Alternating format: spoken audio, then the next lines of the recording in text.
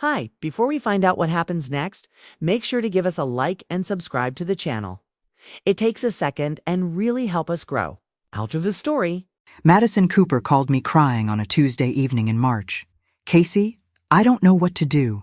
Justin proposed and I'm so happy, but we can't afford the wedding I want. His family isn't helping. Mom can't afford anything.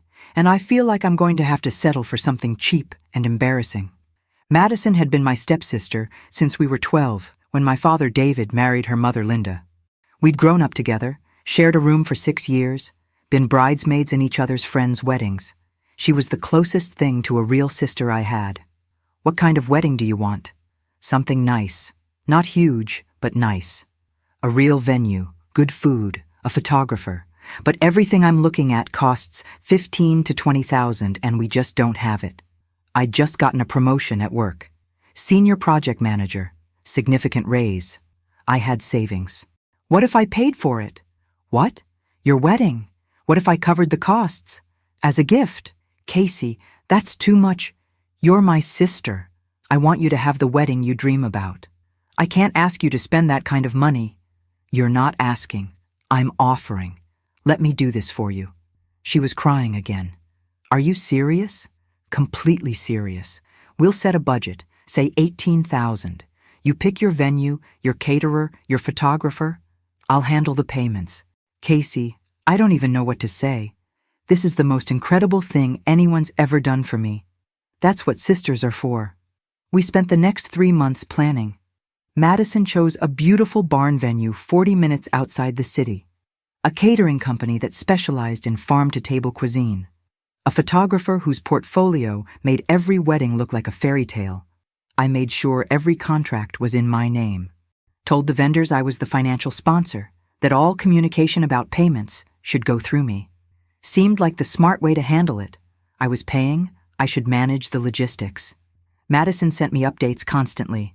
Photos of dress options, menu tastings, flower arrangements. She was so excited, so grateful. I can't believe you're doing this. Mom keeps saying she wishes she could afford to help, but you've made it possible for me to have exactly what I wanted. I'm happy to do it. You're going to be my maid of honor, right? I know it's traditional to ask, but obviously you have to be. I'd be honored. And you'll help me get ready the morning of and give a speech at the reception? Of course, whatever you need. The deposits added up quickly. $5,000 for the venue, $4,000 for catering, $3,000 for the photographer, another $2,000 for flowers, DJ, rentals. By the time everything was booked, I'd committed $18,000 to Madison's wedding. My friend Riley Martinez asked if I was sure about the amount. That's a lot of money, Casey. It's my sister's wedding. She'd do the same for me. Would she, though? Has Madison ever helped you financially? She's never had money to help with. I'm the one with the stable career. Still, 18 grand is generous. Family is family. But I'd been smart.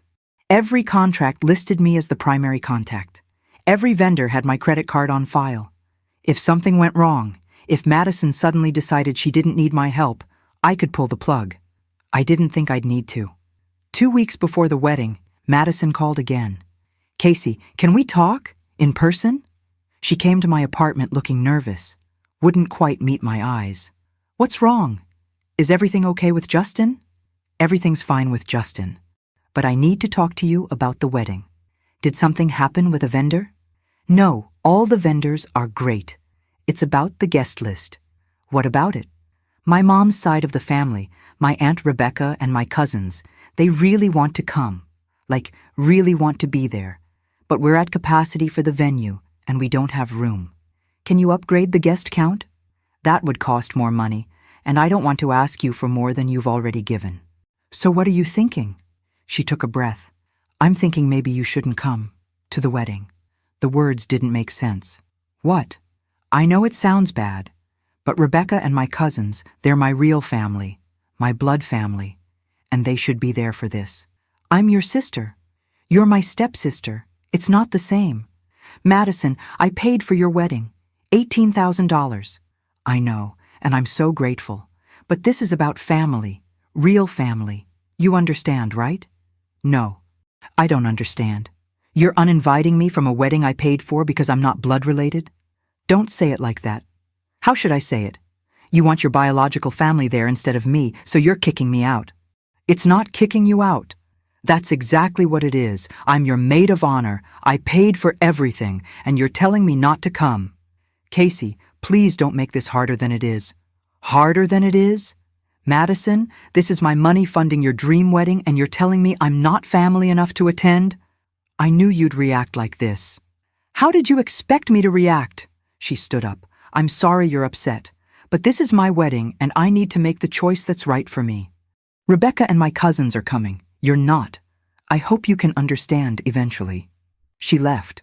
I sat in my apartment, shaking with rage and hurt, staring at the contract folder on my desk. Every vendor contract, every payment agreement, all in my name. Madison thought the money was locked in, that the deposits were non-refundable and I had no recourse. She was wrong. I didn't sleep that night.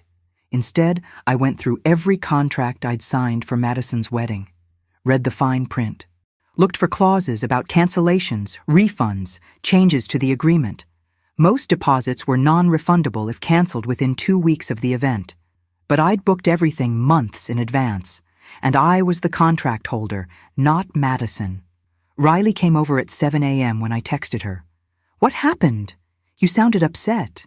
Madison uninvited me from the wedding I paid for, because I'm not real family. She what?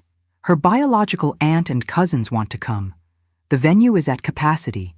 She decided they're more important than the stepsister who paid $18,000 for her wedding. That's insane. That's what I thought.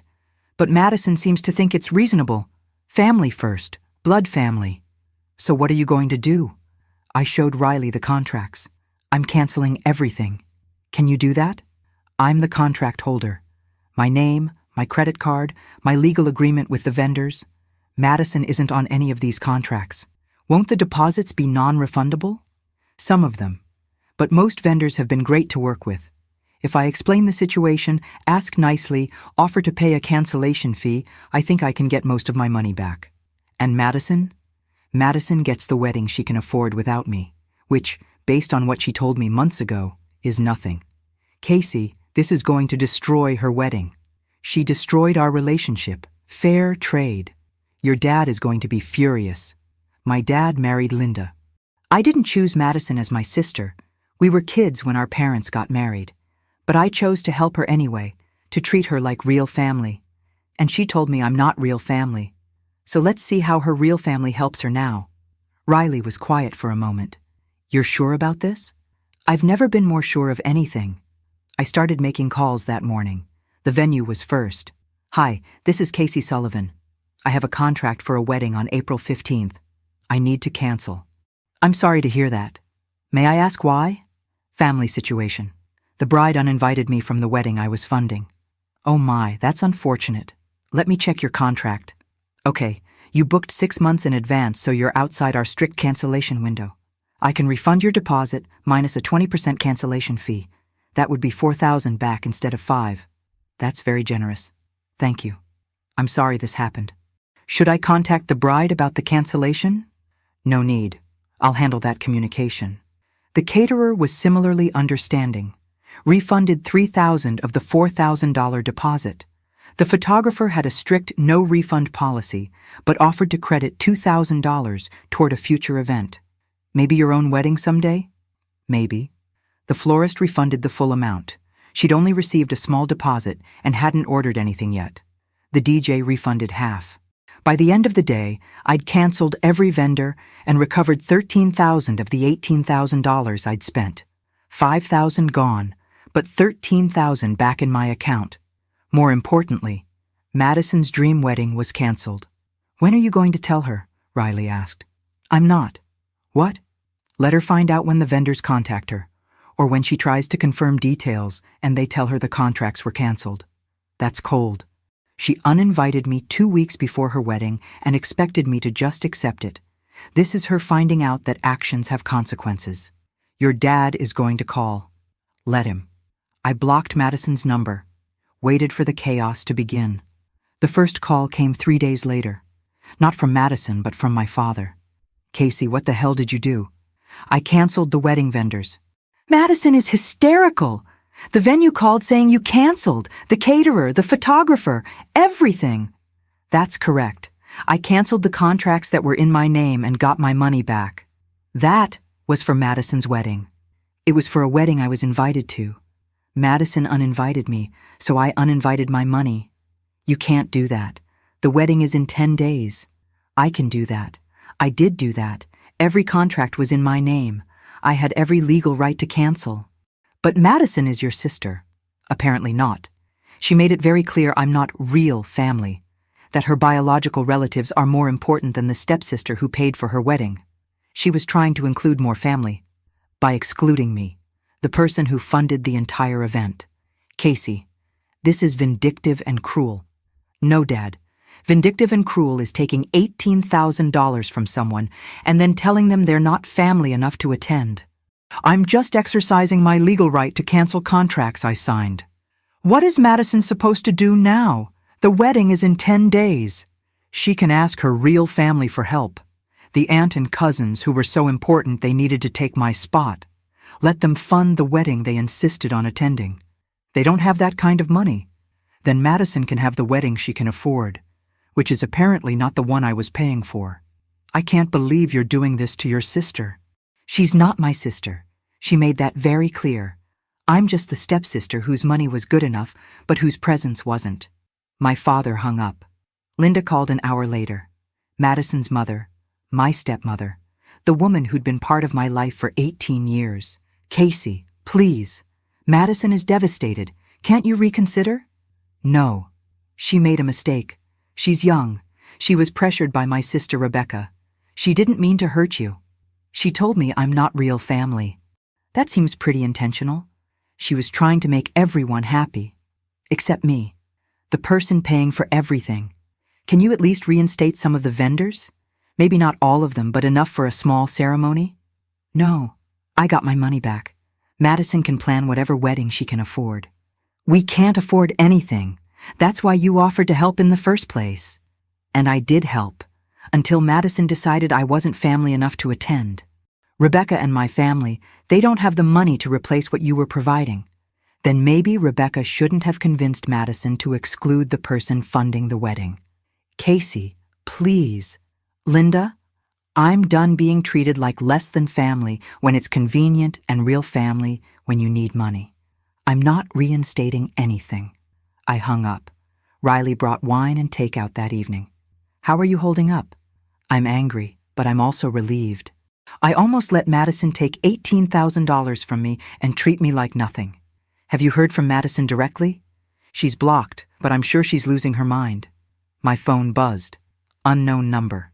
I answered. Casey? It's Madison. Please don't hang up. What do you want? I need you to undo this, please. The wedding is in a week and I have nothing. No venue, no caterer, no photographer. You destroyed everything. I canceled contracts that were in my name. I didn't destroy anything. You did when you uninvited me. I made a mistake. I shouldn't have listened to my aunt. But please, you can't do this to me. I'm not doing anything to you. I'm protecting my money and my dignity. Casey, I'm begging you. Reinstate the vendors. I'll make sure you're invited. I'll apologize publicly. Whatever you want.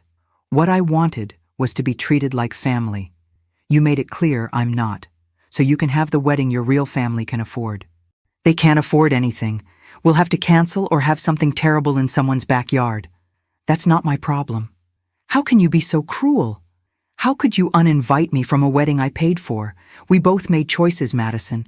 You're just upset that mine have consequences. I hung up and blocked the new number. The week before Madison's wedding date was chaos. My father called repeatedly from different numbers.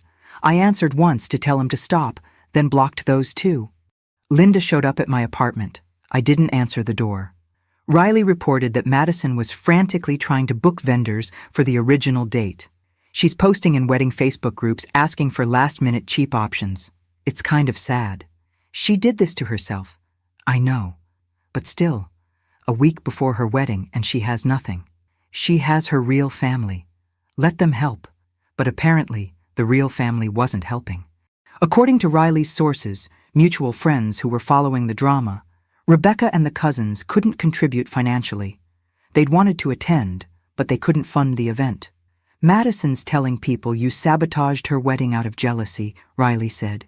Jealousy of what? That she was getting married and you're single. I'm single by choice, and I didn't sabotage anything. I withdrew funding after being uninvited. The narrative she's spreading is that you're a vindictive stepsister who couldn't stand her happiness.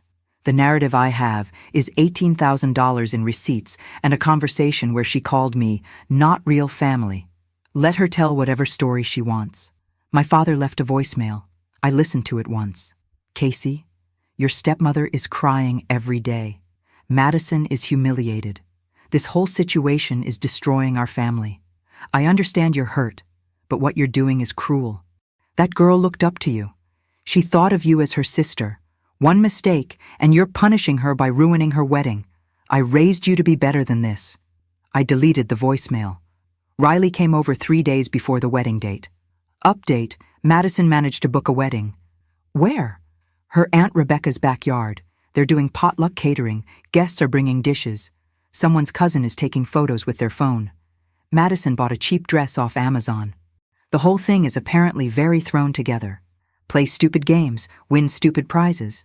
She's telling everyone you refused to help even after she apologized. She apologized after trying to use me. That's not a real apology. I know. I'm just giving you the updates. Appreciated. Are you going to reach out? Let her know you know what she's saying about you? No. Let her rewrite history however she needs to. I know the truth. The day before the wedding, Linda sent an email. Casey, I hope you're happy. Madison's wedding tomorrow will be nothing like what she dreamed of. She'll get married in a backyard with cheap decorations and potluck food while her biological aunt takes cell phone pictures. This is what you chose. To humiliate a girl who made one mistake because your feelings were hurt. I thought you were more mature than this. I thought you understood what family means. Apparently, I was wrong about you. I responded, Linda, family means not being told you're not real family after spending $18,000. Madison made her choice. I made mine. Enjoy the wedding. Riley texted the next evening. Wedding happened. Looked pretty rough from the photos. Madison's dress didn't fit right. Amazon returns are apparently hard. Food was chaotic. Rebecca's backyard isn't big enough for the guest list, but they're married. I looked at the photos Riley sent. Screenshots from social media. Madison in an ill-fitting white dress. Justin in a suit that looked borrowed.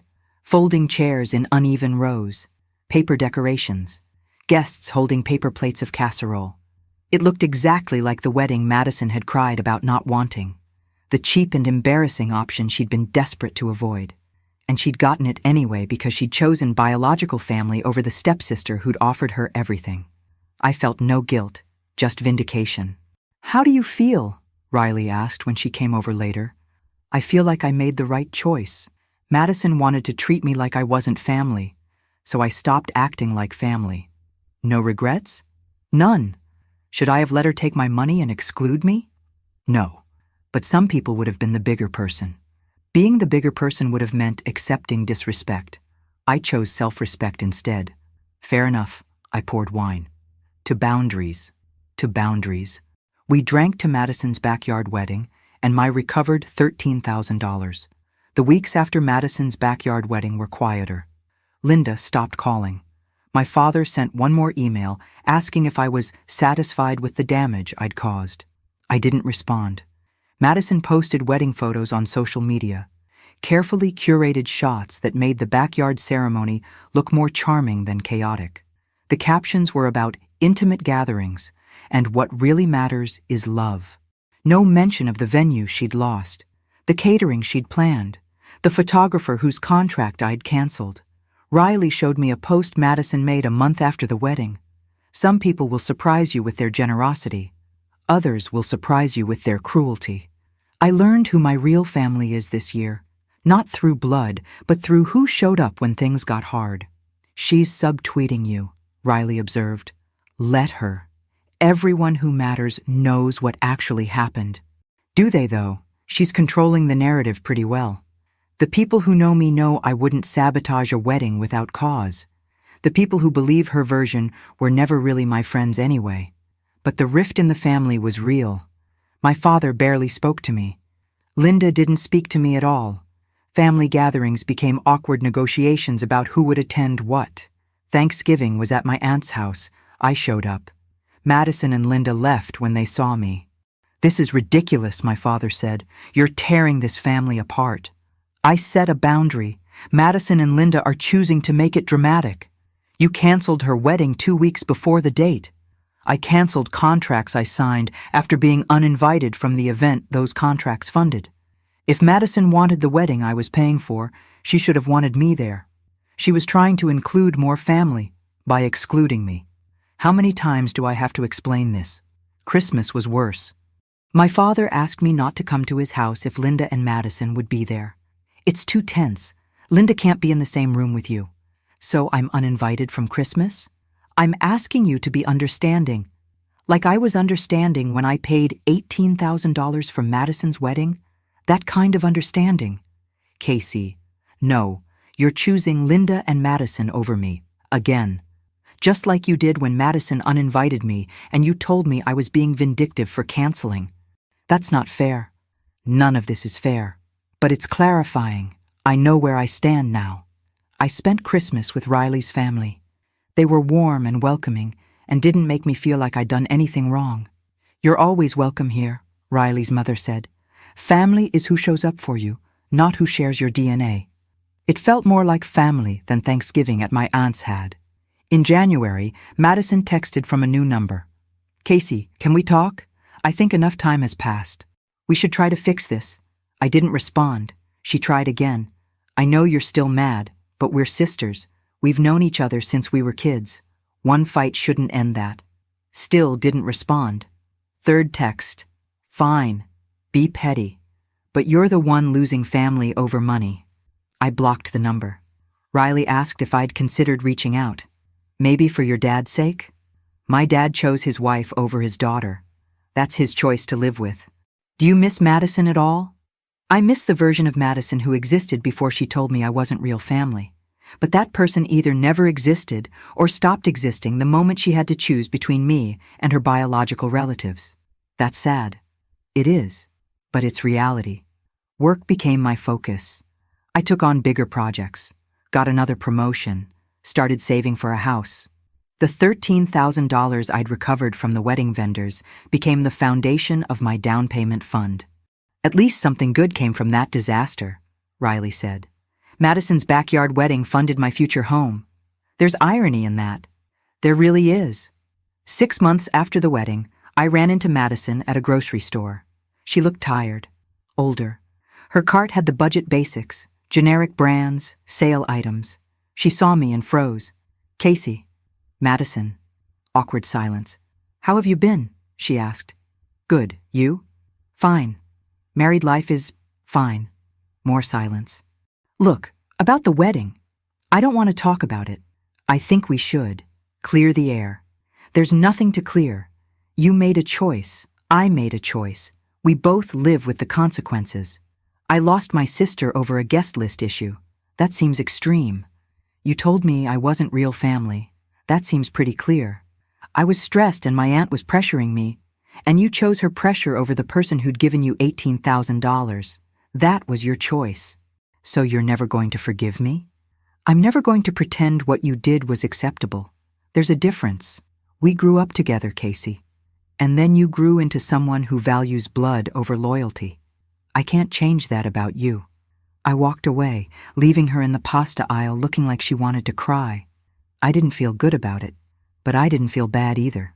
1 year after Madison's backyard wedding, my father called. "Casey, we need to talk, in person." We met at a coffee shop. Neutral territory. He looked older, tired. "Your stepmother and I are having problems." "I'm sorry to hear that." "It's partly because of the ongoing tension with you. Linda feels like I don't defend her and Madison enough. I feel like she doesn't acknowledge what Madison did to you. So, you're caught in the middle." "Yes, and I'm tired of it. I want my family back." "Which family? Me or Linda and Madison?" "All of you. Together." "That's not happening, Dad." "Why not? It's been a year. Can't we move past this? Madison told me I wasn't real family, then took $18,000 and excluded me from the wedding. When I canceled the vendors, I became the villain. Linda sent me an email calling me cruel and immature. You told me I was vindictive. Nobody apologized. Nobody acknowledged that what Madison did was wrong. And now you want me to just move past it? What do you want? An apology? I wanted basic respect. I wanted my father to defend me when I was treated badly. I wanted my stepsister to value me as much as I valued her. None of that happened. Madison was young. Madison was 26, old enough to know that using people is wrong. And you were mature enough to know that revenge doesn't fix anything. It wasn't revenge, it was consequences. Madison experienced the natural result of excluding the person funding her wedding. And now our family is broken. The family broke when Madison chose her biological aunt over me. I just stopped pretending it hadn't. So that's it? You're done with all of us? I'm done being treated like optional family. If Madison wants a relationship, she can start by acknowledging what she did. If Linda wants to stop being angry at me, she can start by recognizing that her daughter created this situation. And if you want your daughter back, you can start by defending me instead of asking me to accept disrespect for the sake of peace. My father looked defeated. I don't think any of them will do that. Then I guess we're done here. You're really willing to lose your family over this? They were willing to lose me over a guest list. I'm just accepting the reality they created. He left looking older than when he'd arrived. Riley met me afterward. How'd it go? Exactly as expected. Dad wants me to apologize and pretend everything's fine. And you said? I said the people who wronged me need to apologize. He said that won't happen. So it's really over? With all of them? It was over a year ago. I'm just finally accepting it. We sat in silence for a moment. Do you regret canceling the wedding? Riley asked. No. I regret spending years treating Madison like real family when she always saw me as optional. The wedding was just when that became clear. That's sad. It is, but it's also honest. I bought a house 3 months later. 2 bedrooms, small yard, completely mine. The down payment included the $13,000 from the canceled wedding. Riley helped me move in. Your house is better than any wedding venue. Damn right it is. No one from my father's side of the family attended my housewarming. I invited them out of courtesy. They declined out of loyalty to Linda and Madison. I filled the house with friends who'd actually shown up for me. That felt like family enough. 3 years after the wedding disaster, I was 35 and genuinely happy. The house was furnished exactly how I wanted. Work was going well, another promotion, significant raise. I'd started dating someone I actually liked. My father and I talked occasionally, surface-level conversations, nothing deep. Linda and Madison didn't exist in my life anymore.